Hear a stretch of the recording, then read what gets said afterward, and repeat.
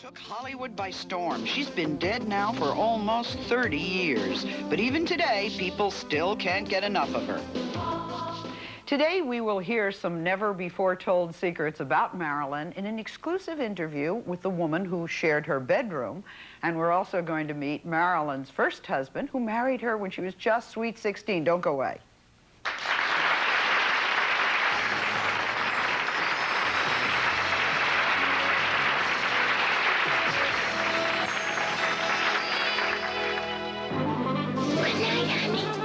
Marilyn Monroe was a Hollywood star whose role in real life was far more painful than any movie she starred in. She grew up in 12 different foster homes after her mentally ill mother abandoned her. She was sexually abused and used acting as an escape. But even acting didn't always help. Marilyn led a bittersweet life. She suffered the blues, whether she was alone or in a crowded room. She became so desperate at one point that she said, "Sometimes I wonder why I go on. I feel miserable. I hate it. It hurts so much. Death has got to be better than this." But with Marilyn's Hollywood highs and personal lows, this half-child, half-woman became the actress that the public worshipped and wanted to protect. Marilyn Monroe was one of those stars that we look to make wishes on. She's gone now, but her star will never fade. Today we're going to hear some of the most private and intimate details about Marilyn Monroe's life from some of her close friends and confidants. Our studio audience is filled with people who love Marilyn Monroe. In fact, some love her so much they make their living impersonating her.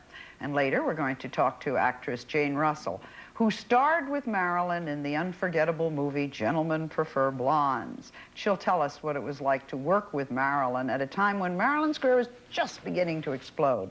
We're also going to meet Marilyn's first husband, who fell in love with the 16-year-old Norma Jean Baker before she became Marilyn Monroe, the superstar.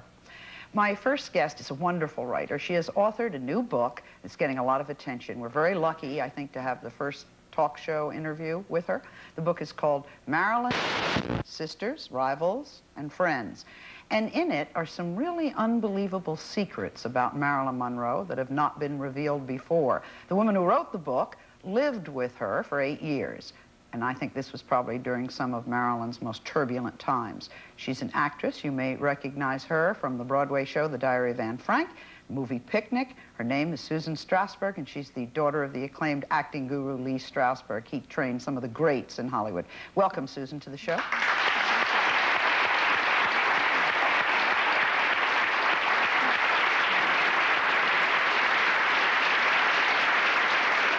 It is so nice to see you again. It really is.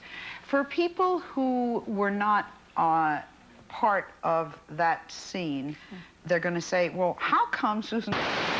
together and we'd be up all night, kind of, you know, the way...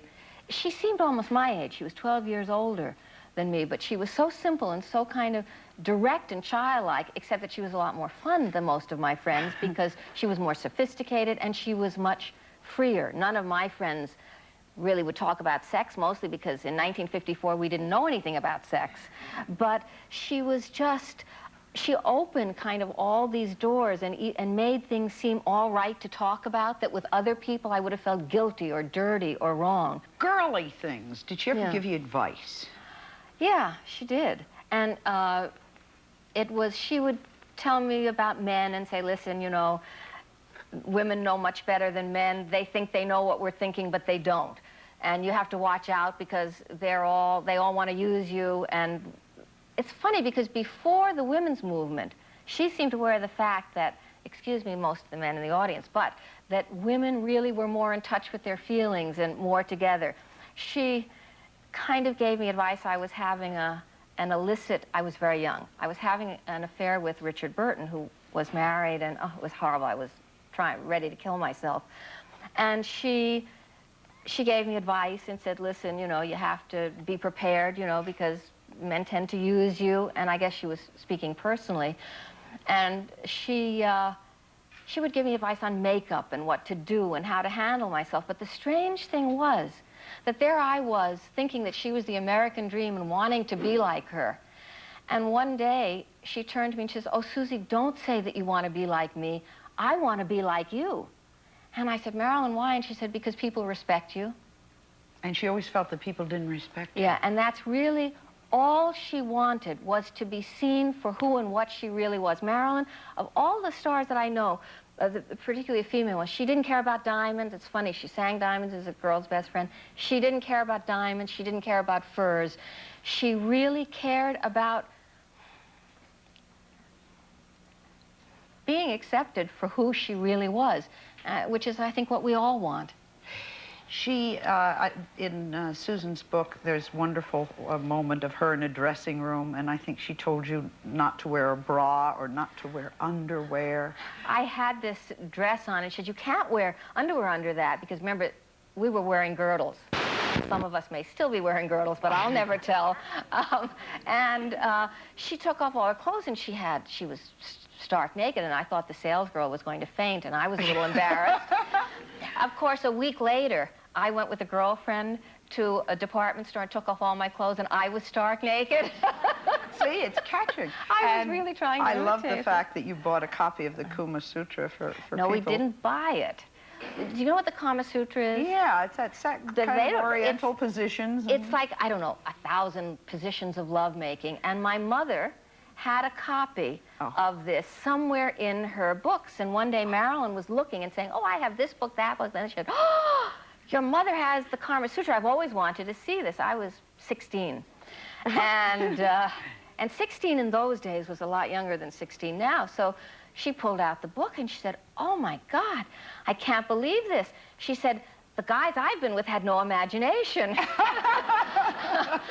And then she said, let's try these positions, because I don't think anybody could get into them. And I said, well, I'm taking ballet, so I'm very flexible. I could do it, you know, trying to show off. So we got down on the floor, and then, wait a minute, who's going to be the man?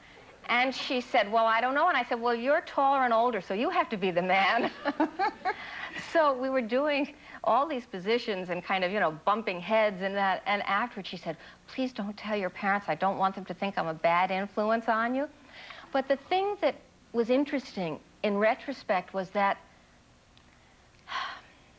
I had the feeling that in spite of the fact she'd been with all these sophisticated or famous men, that Marilyn, like a lot of women, had been the one who had to do all the work.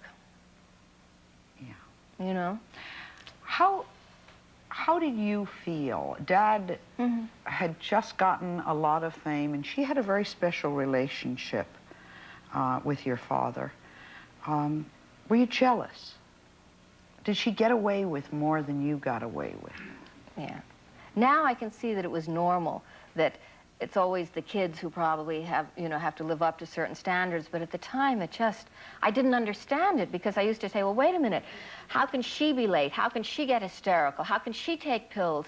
How can she do all these things that my father would murder me if I did? And she suddenly comes in and she just kind of, you know, and she's the favorite one. And it was, she was getting a kind of, it's unfair, I think it's just life. You know, you kind of have to accept it, because that. But in other words, it's at night sometimes I couldn't sleep and she couldn't sleep, so she'd come over, and in order not to have her take pills, my father said to me, well, you don't understand, I hold her because she needs to be held, and if I hold her, then she doesn't need pills.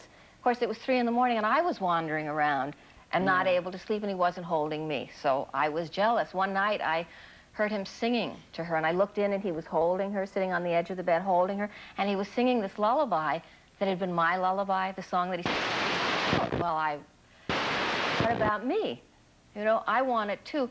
On the other hand, I think that my dad felt that he didn't want to encourage certain things in me, but I got to tell you, and I'm sure he had his reasons.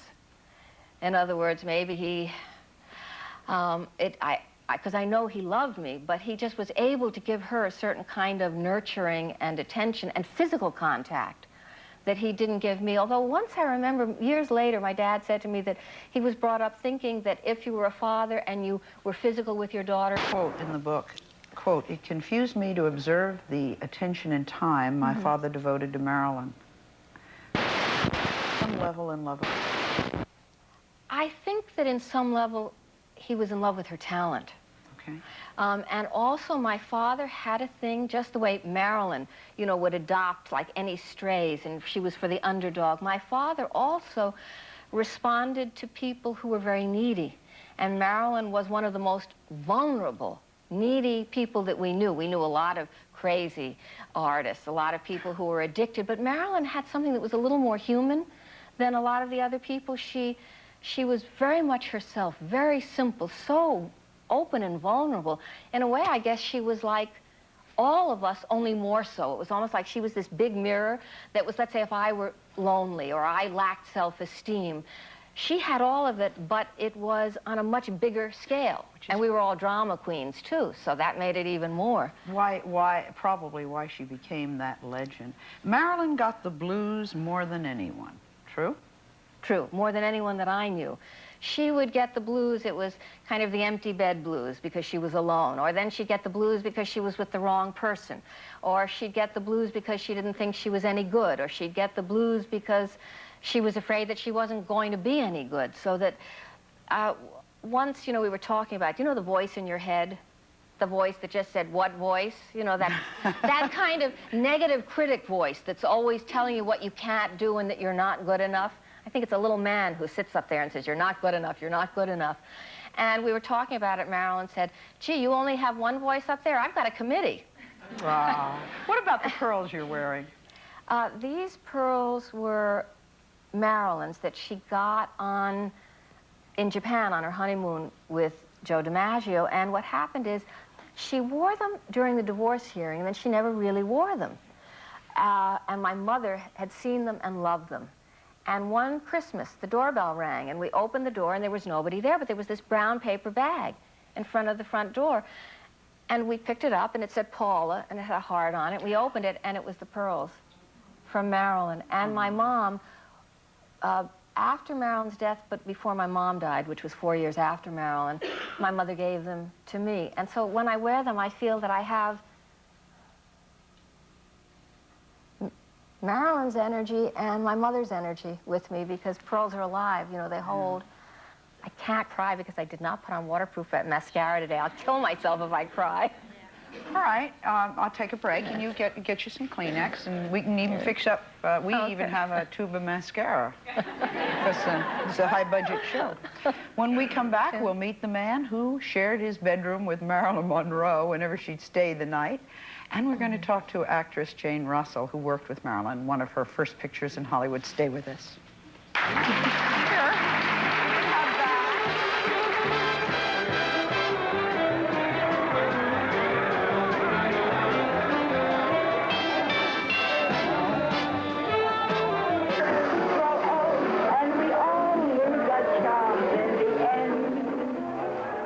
This year is going to mark the 30th anniversary of Marilyn Monroe's death. I know what you're saying. Oh, my goodness, 30 years.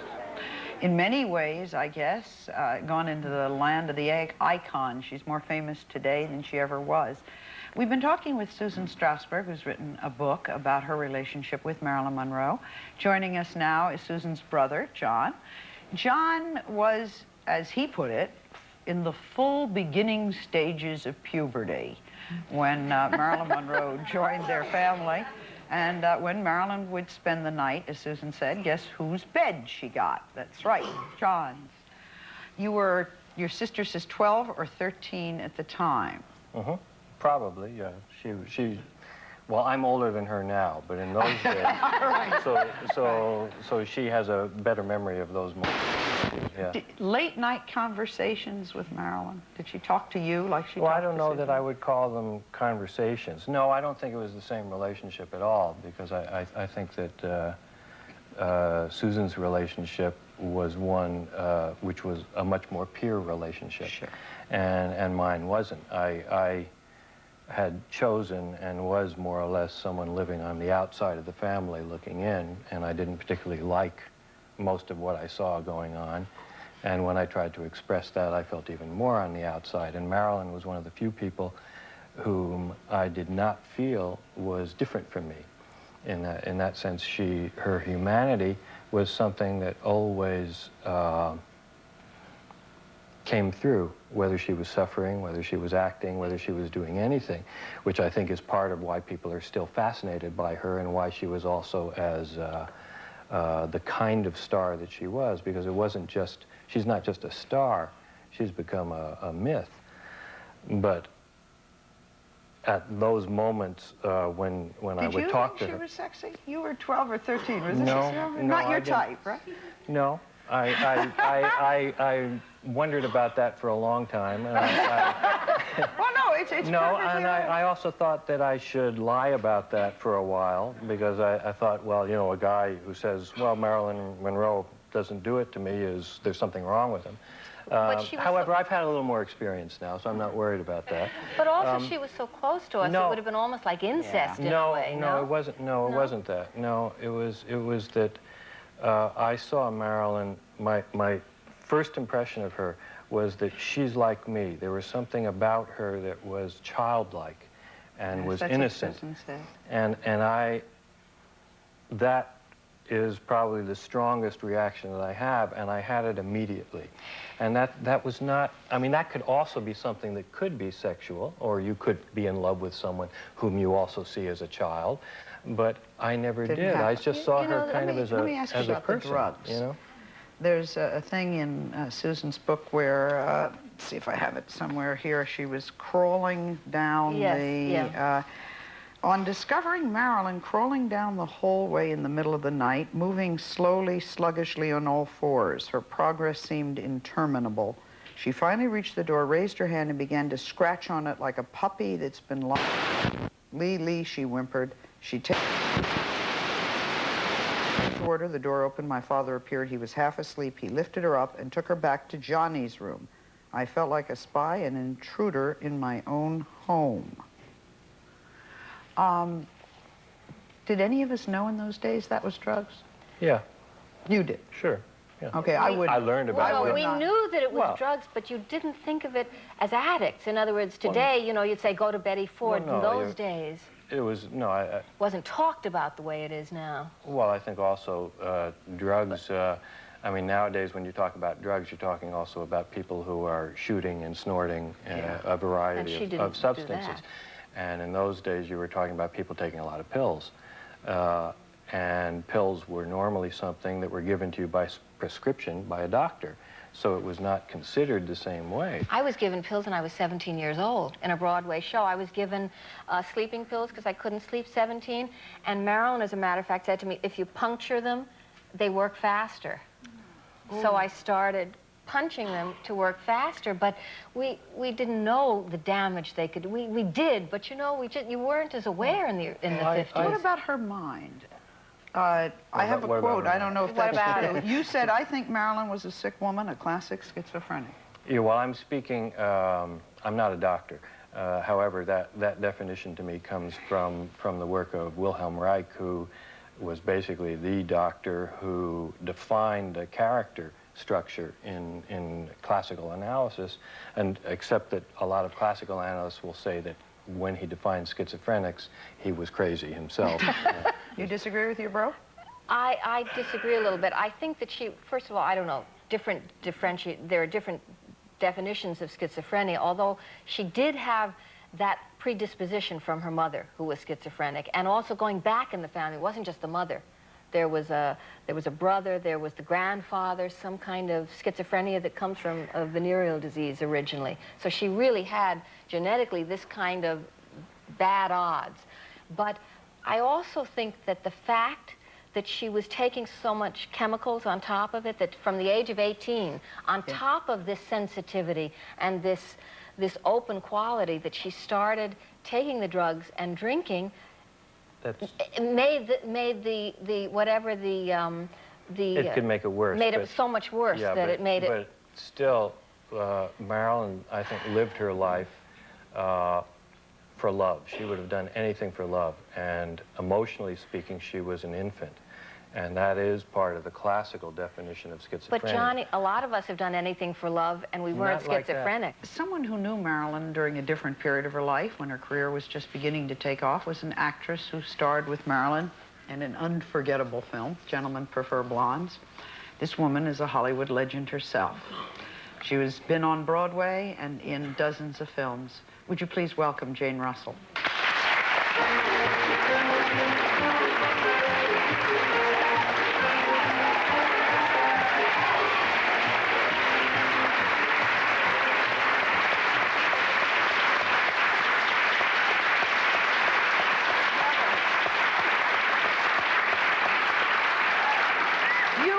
The skirt. I'm so pleased. She came in white slacks and says, I don't know if I'm going to put on this skirt or not. And I said, I do whatever the boss wants. There you go, come on. Jane was already a show business veteran when you and Marilyn worked together in Gentlemen Prefer Blondes, but it was one of her first big pictures, I think. What was it like to work with her? Was this lady on time? Was she punctual? Was she a pro? I know you are, but what was she like? Well, I'd been working for a long time, and Marilyn didn't even have a dressing room on the 20th Century Fox lot. She'd already made Niagara, but she didn't have her own dressing room, which is insane. And she got her first dressing room when we did Gentlemen Prefer Blondes. And she was very sensitive, super sensitive. So she got her feelings hurt, you know, a lot. The guys around the studio are not exactly... tactful. No, not tactful. And she started being a little bit late. And Howard Hawks was the director, and Jack Cole was doing the dancing. And he really had a problem with the two of us. I want to show people a clip that Jane may not have seen in a little while anyhow, from Gentlemen Prefer Blondes, because it mentions these people. We just happen to have it available. Take a look. We're just two little girls from Little Rock. We lived on the wrong side of the track.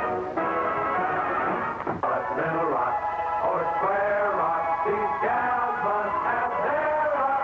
Diamonds are a girl's best friend. Diamonds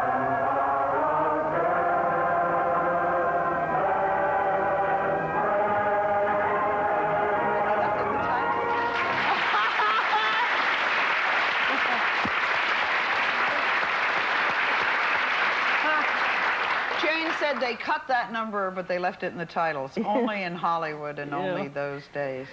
When I first met Marilyn, we were rehearsing the dancing, and neither one of us were dancers. And Jack Cole would be very tough on his own dancers, but he was the patience of Job with us. He was so dear and so sweet, and he would do it over and over until we were doing it, you know, without even thinking, because that was the only way we could do it. You would think with high-powered women like that. I noticed you got top billing. Well, I'd been around a long time. I'm a very old broad. What was your nickname for Marilyn? I called her Blondel. Blondel? Blondel. You know, there's something that I say in the book that's something that Marilyn said about you, which I'm sure you know, but which I really liked, which Marilyn at one point said, well, gee, how nice Jane had been to her, and she said, you know, gee, Jane tried to convert me to religion, and I tried to convert her to Freud. But you know, the strange thing is that one of the things I feel that Marilyn was looking for all her life, and that would have helped her, was not religious, but some kind of spiritual center, something to hold on to. I think you have to have that in life. And she never I certainly wasn't trying to introduce her to religion, because I don't like religion. Or spirit. But it was the Lord. Yes, it was the Lord. And we had a group called the Hollywood Christian Group, and Connie Haynes and Rhonda Fleming, Donald O'Connor, a whole gang of us would meet in a home, and we asked different speakers. So after Marilyn and I were working for a while, I thought, well, maybe she would be interested. So one night she followed me out to Connie's house, and we had the to-do, and it was a very good speaker, and after we just sat around half the time on the floor because there were never enough seats in anybody's house for this gang. And we did it because everybody that had come to Hollywood might feel peculiar going to church. They'd get stared at and that kind of thing. Actually, that makes a lot of sense. So it is a Christian meeting. It was a Christian meeting, very informal, and the next day she said, I don't think that's for me. Okay. You know, so I said, okay, but you know what? fine. Had she had some kind of stability, whether it was an accepted religion or it was Freud or anything else that you wanted to... At Christian Science when she was younger, her favorite aunt, Aunt Anna, had been a Christian Scientist in Maryland, up even towards the end of her life, before she went out, let's say, to do something where she was really nervous, she would often turn to someone and say, hold a good thought for me, which is knowing that's like a little prayer. And towards the end of her life, she started doing that again, asking people to hold a good thought for me. And sometimes I think, you know, you can say that her life was tragic and that she's dead, but you know what? Millions of people are still holding a good thought for her. And that's a lot more than can be said that for a lot of people who are still here in the body. That's pretty good. We're going to meet a man next who married Marilyn Monroe when she was 16. She was known as Norma Jean Baker then, and we'll hear what he has to say when we come back.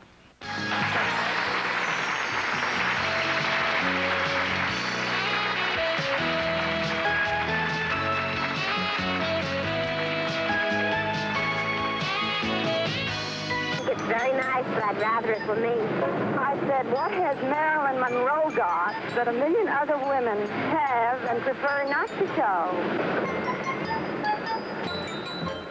Wow. Well, we're going to find out in a minute. We're taking a look at the turbulent life of one of Hollywood's most loved legends, Marilyn Monroe. Even though Marilyn has been dead for almost 30 years now, we're hearing some things about her life, things that I didn't know. Susan Strasberg, whose father was acting guru Lee Strasberg, wrote a book about Marilyn. She's here today with her brother John. And we have actress Jane Russell, her own legend, who knew Marilyn at an earlier time in her life when the career was just getting started. I want you to meet the man who knew Marilyn before they did. In fact, before she was Marilyn. This is Jim Doherty, who on June 19th, 1942, married a 16-year-old beauty named Norma Jean Baker. Jim was 21 at the time, and they were married for 4 years. I understand, Jim, that your first date with Norma Jean was arranged. You lived in the same neighborhood, and her mother asked you? They had a Christmas party for the factory where Doc Goddard and Grace Goddard, which were the foster parents of Norma Jean. That factory had a Christmas party, and there was Bebe, who was Norma's foster sister, and Norma Jean needed dates. So I got a date for Bebe, and I took Norma Jean. And things kind of progressed after that. I took her to We don't movies. hear, was this a full sister, Susan?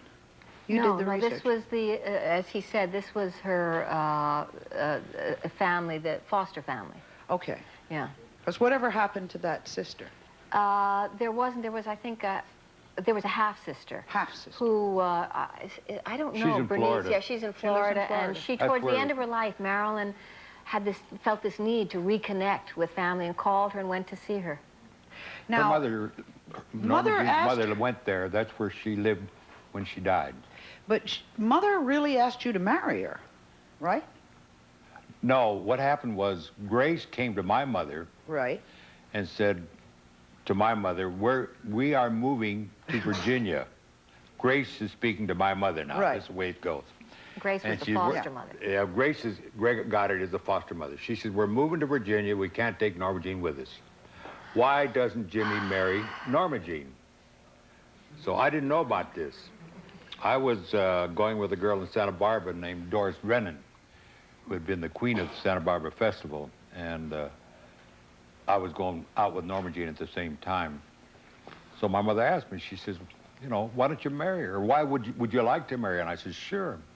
I'm going to go in the service. She won't have to go into an orphanage, and we'll get married. So then we started dating seriously for about 6 months. Was she a good cook? Oh, yeah. She only had one problem. That was the time that my brother took all the labels off of the canned goods. But she took it, you know, she was a real good person, and she just laughed, and we never knew what we was having for dinner. Every dinner was a surprise. Now, you say that she didn't smoke or drink, and she worked hard around the house. She was a good housekeeper, that's true, and she was a devoted housekeeper. Sometimes she'd get a little careless. She had a short and some wiring on the floor. We had some water come under the door, and to put... She'd get a little careless. She had a short and some wiring on the floor. We had some water come under the door, and to put the fire out, she threw water on it, and that didn't work too well. But she was a very neat person, and a very loving person. She wanted to have a baby. Yes, she asked me for a baby when I was going in the service. She said, I want a baby, I want a piece of you. I have a letter. Is it all right if I read it? I would always ask. Go ahead. We already have one mascara running, so let's see if I can do this. He's not wearing any. He can cry. This is a letter from Marilyn to her foster mother about her marriage to Jim, dated June 15th, 1944. Dearest Grace, I've never really written and told you of Jimmy and my married life together. Of course, I know that if it hadn't been for you, we might not have been married, and I know I owe you a lot for that fact alone. I love Jimmy just more than anyone, and I know I shall never be happy with anyone else as long as I live, and I know he feels the same towards me. So you see, we're really very happy together. That is, when we can be together. We both miss each other terribly. We will be married 2 years, June 19th, and we really have had quite a happy life together. When the time came to get divorced, it was her decision. How did she explain this to you? What could she say that would make sense? Well, really, to her, it wasn't like we were separating or anything. We just weren't going to be married anymore because we were going to live together anyhow. But why would she want a divorce if you're going to live together anyhow? Well, she had to be single to get a contract with whoever was offering a contract at the studio, and she wanted this contract. What do you make out of what happened from that time on, in your own mind? I think she went through something that she wasn't equipped to go through. She was a very kind, gentle person. And this is the toughest business in the world, being in the acting business. And you hear so many people that have tabloid minds, so to speak, saying things about her as to how she died. And I call it a tabloid mentality. And they never knew her. They knew nothing about her. Some of them have written books. Thank goodness Susan knew her, in which she wrote her book. Yeah. But I get so upset with some of these things that are said about her because she was a good person. Yeah. What happened in the end, do you think, Jim?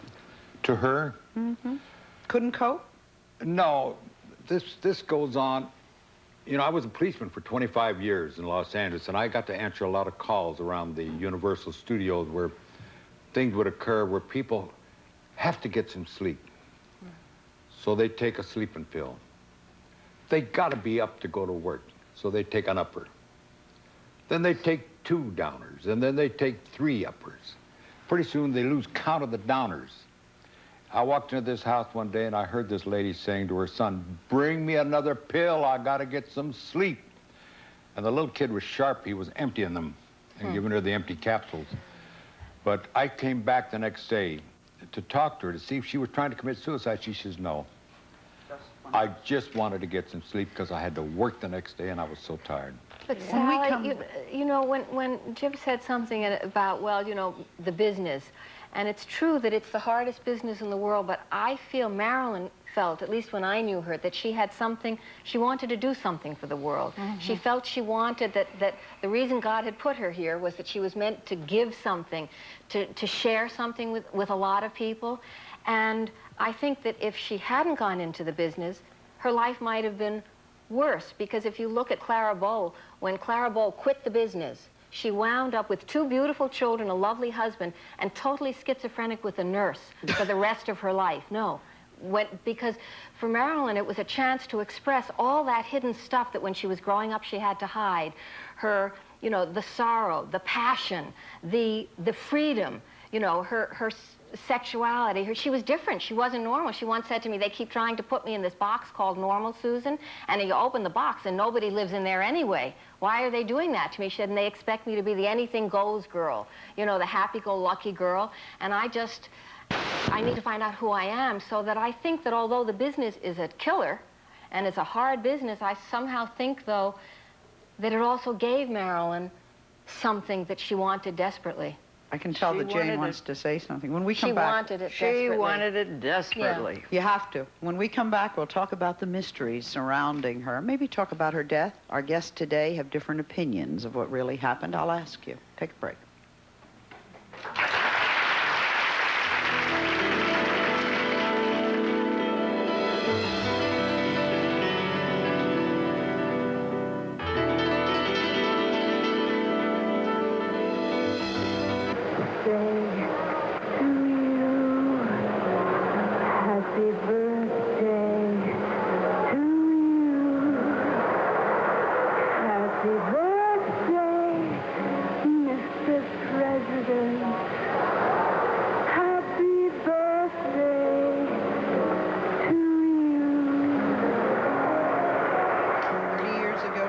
The year was 1962. Marilyn had sung Happy Birthday to the President and was working on a film she never finished called Something's Gotta Give. On August the 5th, she was found dead in her home from an apparent overdose of barbiturates. Tragic end to an already semi-tragic life. There have been a lot of theories about what really happened the night Marilyn died. Jane, I said we'd get back to you. Do you hold with conspiracies? John, do you hold with conspiracies? I have no idea. No, not at all. Was it possible?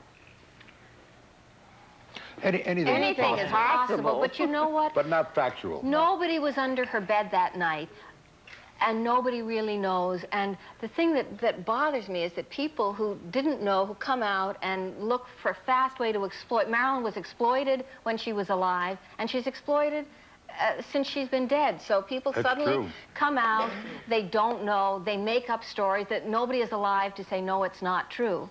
So it's funny, it's a lot easier to try to, if you talk about politics and say it's a political thing, then you don't have to think about how she felt. And I think that's what makes it's easier for people to deal with it, because then they don't have to say, well, why would somebody who made us all so happy, was rich and why famous and somebody beautiful, who has everything, someone who seems to have love, she's had men that a lot of women would say, but those are wonderful men, why is that person not happy? You know? Besides Jim, present company, who did she really love? Well, I'll take a break and I'll let you think about it. I'll give you a moment. We'll be right back.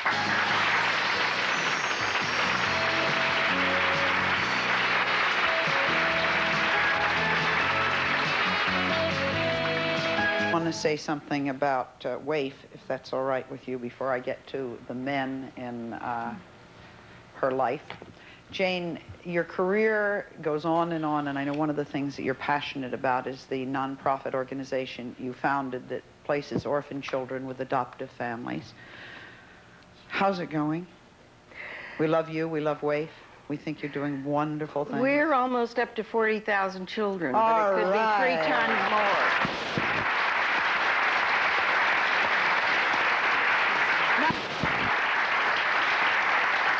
Who did she love? I think in a way Marilyn's whole life was a love story. I know that the marriages ended and the affairs wound up disastrous, but I think it was a love story of a woman who had this capacity to love everybody except herself. And in the end, if you don't love yourself, none of the rest helps. I feel like you do. I love Marilyn Monroe, and I really think she was exploited and she was used. But see, we only know what we read in the paper. Do you feel that she was used by the Kennedys at all? How do you feel about the Kennedys and Marilyn Monroe? I can only speak from what I knew, and I was not privy to a lot of those things. We had just been talking about it in the break, and we said, listen, if she was used by the Kennedys, politicians use people. That's a major thing that they do. They use and discard people, and it's the nature of reality of politicians all over the world, not just in this country. So, yes, she was used by her studio, who wanted to keep her a dumb blonde because she was making money for them, and maybe she was used by a lot of the men. But you know, in the end, Marilyn really fought to take responsibility for her own life. So in that sense, she wasn't a victim. She was very strong on a certain level. Maybe a player. Take a break. We'll be right back.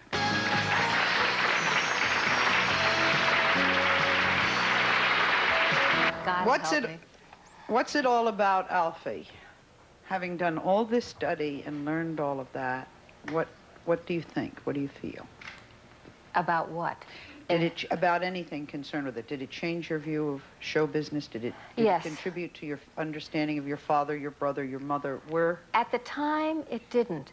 But in writing Marilyn and Me, it was like opening doors, because I also saw, in the beginning with Marilyn, because she seemed so glamorous and different and older and more sophisticated, and I thought we were worlds apart, I realized how much alike she and I were. And not only that, that in spite of the fact that she had that glamorous outer image, that inside she was just like me. She had the same insecurities, the same fears, the same longings, the same dreams. And that, in a way, she talked about things and I feel that even in the things that maybe you would look at as negative about her life, even in the pitfalls that she fell into, in a way... She was a bit of every one of us? Yes, and in a way, she taught us a lesson at her own expense, because I believe that millions of people still learn What was the lesson? from both her mistakes and from her triumphs. I think the lesson is to follow your dreams no matter what, and to be yourself with everyone under all circumstances. And I also think the lesson is that you have to take responsibility for your own life. Take a break.